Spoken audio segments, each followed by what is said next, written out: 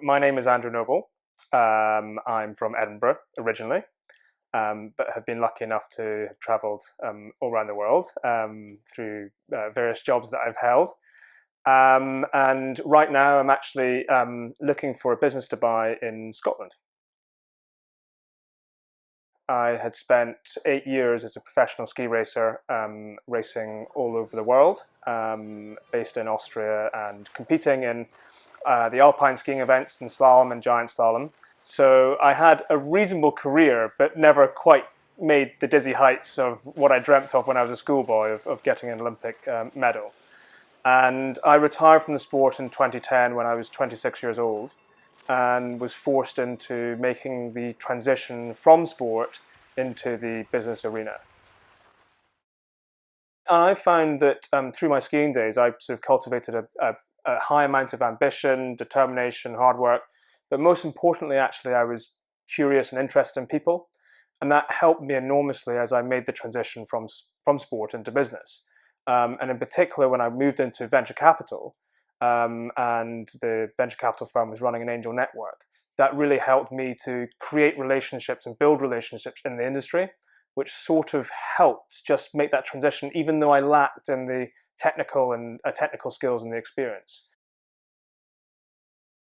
One of the most challenging aspects is clearly when you move in any transition, whether it's from sport or if you're selling a business and moving on to something in a different field. Clearly, you don't necessarily have the technical skills and the experience in order to be credible in that field. And so that is something that's extremely challenging. Um, the second challenging aspect for me especially was a sense of identity and confidence. I had been known throughout my life as being the skier, as being an athlete. Family and friends would always identify that about me, and I would find that sense of identity myself. When suddenly you leave sport, particularly if you haven't made it to the very top, you feel as though you failed. You suddenly lose who you are, and you lose a sense of understanding and confidence. A lot of confidence, actually. But the first would be to sort of fake it until you make it. Rely on your core inherent skills in order to make that transition, in order to buy yourself the time and credibility until you are technically capable and you have the experience which matters. This can transform itself in a number of different ways depending on the role that you're taking.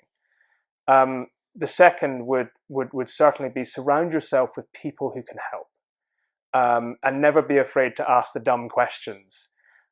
This was, looking back again on my transition that I made, I didn't realize a lot of these things at that time, but I was very fortunate to have the right people around me in order to help.